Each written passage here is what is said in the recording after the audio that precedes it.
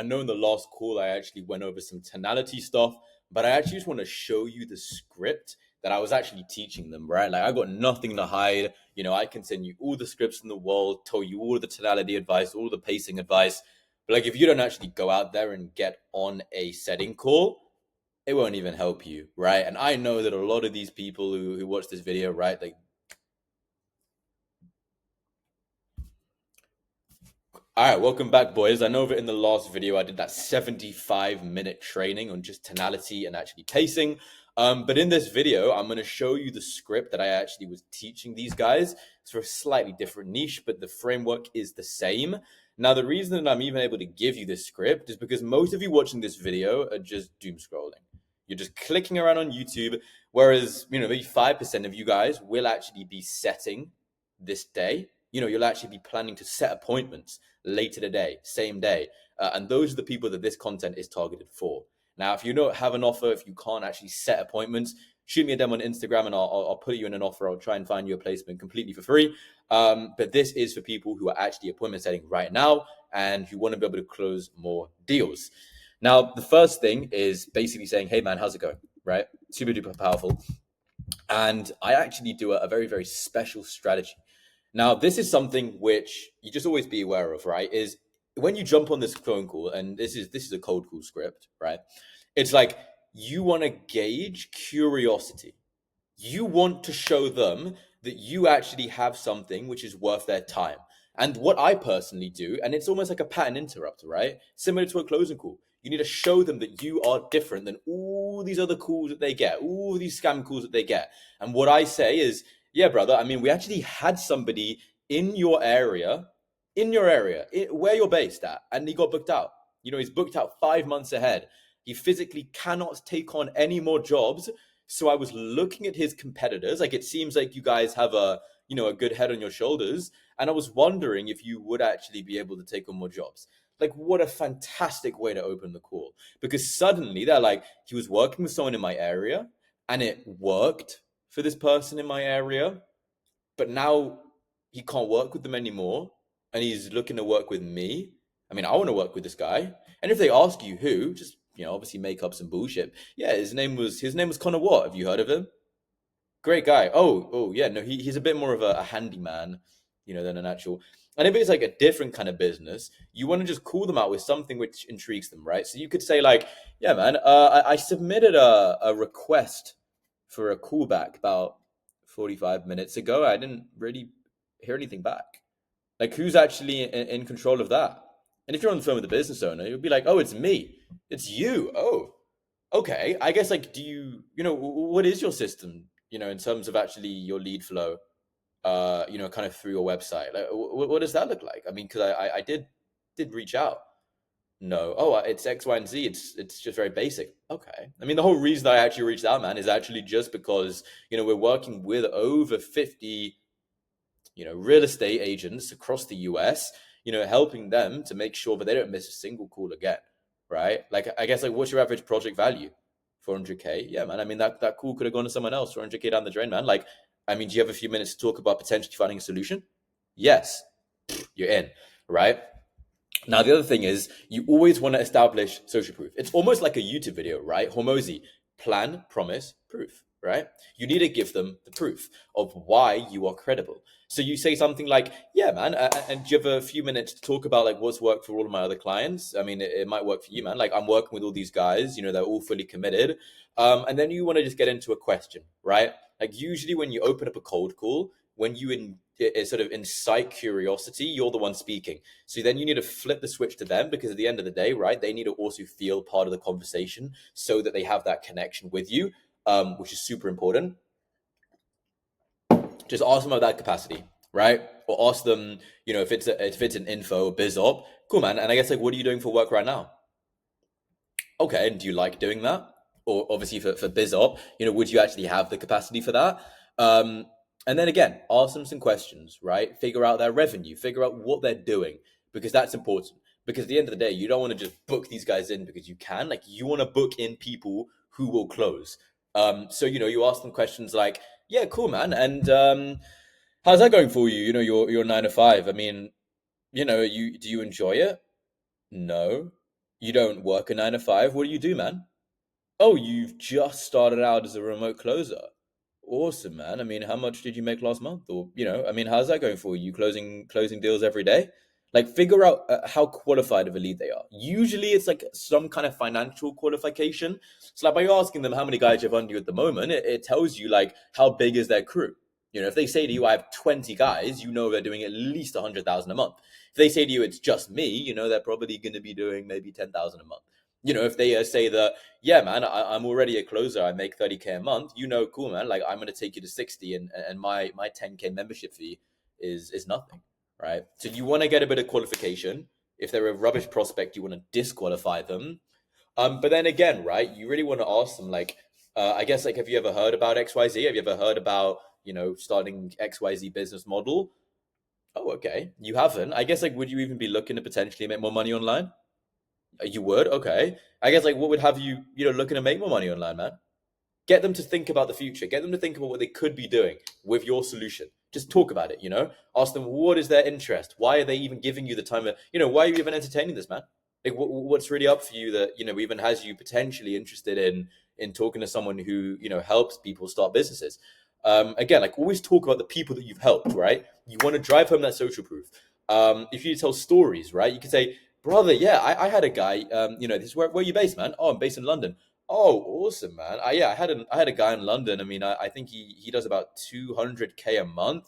Thank God you're not up in Glasgow. My guy in Glasgow is only at 30. And he said he's to take him up, right? So it's like, awesome. But again, like, you want to make humor, you want to make jokes, you want to be relatable. You want them to envision a picture because they can't see your face. They can't connect with you. So, like, if you want them to be committed to the call and curious, you want them to imagine things in their mind. So by saying to them, like, would you be looking to expand your capacity? How many guys do you have, under you at the moment? All of that, right? Like, that's something which you'll be able to use as leverage so that, you're actually able to help them to visualize things in their mind and understand, like, what you're actually talking about.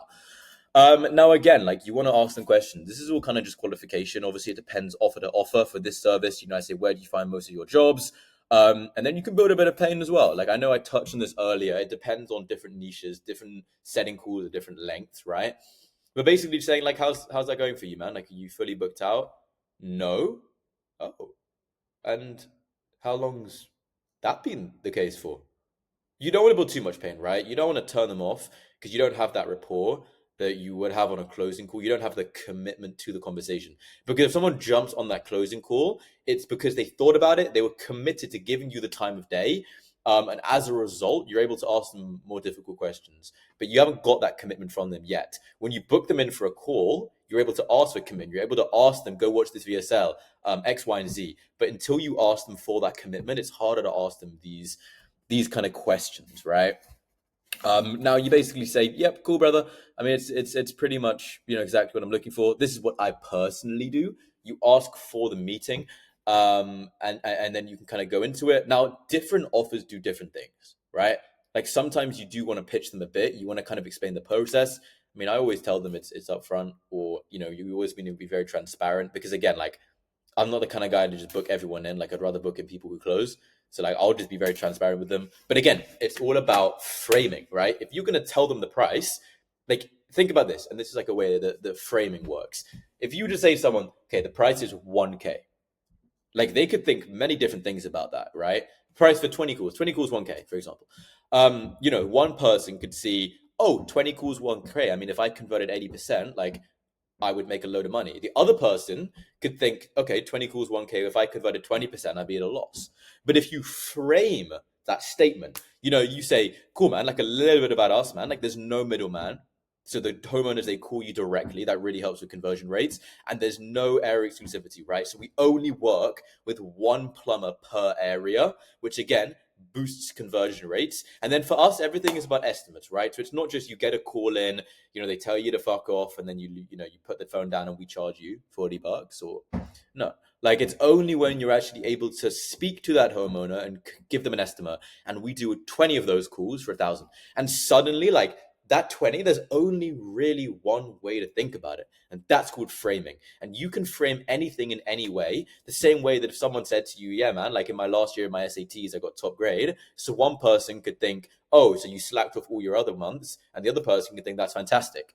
But if you were to frame it and you were to say, I was slacking off for ages, I went to a motivational event and I changed my life around, and then I got the best result, that is only going to be able to be seen in a positive light, right? So you have to frame what you're saying, especially when you say slightly difficult things and you pitch them, right? This is always going to be slightly different. Use expertise, show them that you know what the fuck you're talking about.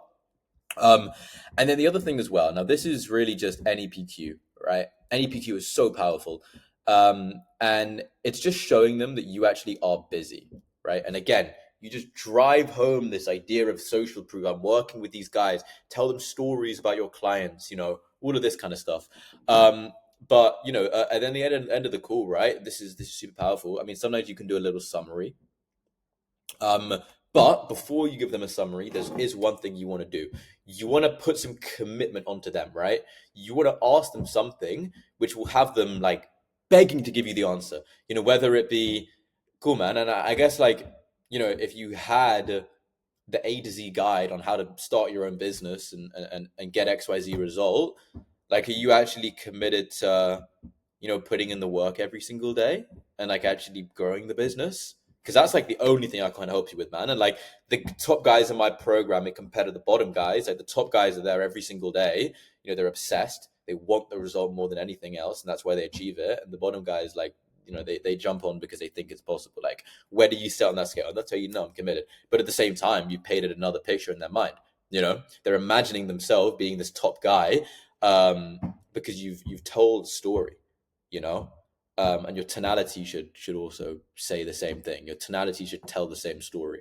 But then once you've said that, you can do a summary. Like, once you get that commitment, you could say, cool, man. So like, kind of from what I've gathered, right, you're definitely looking at actually making more money online, and you're confident that if you can get the A to Z framework, you understand exactly what to do, you're actually committed to putting in the work to achieve that. Is that about right? Yeah, it is about right. Definitely, man. And now this is super powerful, right? And this is like probably the most important part of the call. Because at the end of your call, you're going to ask them to do something, right? Now, if they see you as a trusted authority, they will listen. If they don't, they won't, right? Same way that if you got cold called by an Indian and he promised you 10 million, like, you probably wouldn't hang up, like, you'd probably hear them out. But like, you wouldn't really respect them. You wouldn't really see them as a trusted authority, and you wouldn't really, listen to them after if they said, hey, go to some website, right? So like, if you say to them like, cool, man, here's what I want to do. Like, I'm pretty busy, but I do want to just schedule something for us. Like, I can find a time and slot you in. Genuinely though, like, if something comes up, if I have an emergency meeting, I'll shoot a text my personal number now, so that if that does happen, we can reschedule it with ease. I guess, like, when would you actually have an opportunity? And I'll pull up my calendar and see when I can slot you in. And then like, when they're telling you, you go, this is NEPQ. Oh, okay. Yeah, I want to make sure that I'll actually be available for you. You said 3 p.m. Like, it can be bullshit, bro. Like, you could have the entire day open. 3 p.m. Okay, that works. That works, man. 100%. I do have something at 2:30. So if it overruns for whatever reason, as I said, I'll shoot you a text my personal. But 3 p.m. should work absolutely perfectly, man. One other thing as well, just so we can make most of our time at 3 p.m., is I'm going to shoot you over a website. It's basically all the information about the company, kind of who we've worked with, who we've helped. So if you get 5 minutes, please briefly check it out. And it's like, when you say it like that, in comparison to, okay, let's get on a call. When are you available? Okay, I'm available. It's like, suddenly it's like you are this authority figure who's busy, has clients, who doesn't need the sale, in comparison to this, like, let's jump on a call, please. I want to talk to you more. Like, they'll be excited, they'll be thinking 3 o'clock. Okay, I can't be late, he's got something after, he's got something before. I can't be late, I need to be there at 3. So they'll show up to the call. They'll listen to you when you tell them to go ahead and book in. And overall, it'll just be a way, way, way better call. And they'll listen to you. They'll be ready to close. They'll be intrigued. And as a setter, you will make way more commission. Now, that's pretty much my framework. I mean, this is just crazy value. Like, if you boys genuinely like see how transparent I'm being, like, go ahead and shoot me a text on Instagram, because I could just show you way more stuff, like, for free, bro, because I'm just still building my audience here, and like, I want to have people who actually get value from my stuff. So shoot me a text on Instagram. I'd love to send you over some free stuff. Like, I even got a setter on here right now, doing some setting, which is awesome. But yeah, I'll catch you boys in the next one. Go close some deals.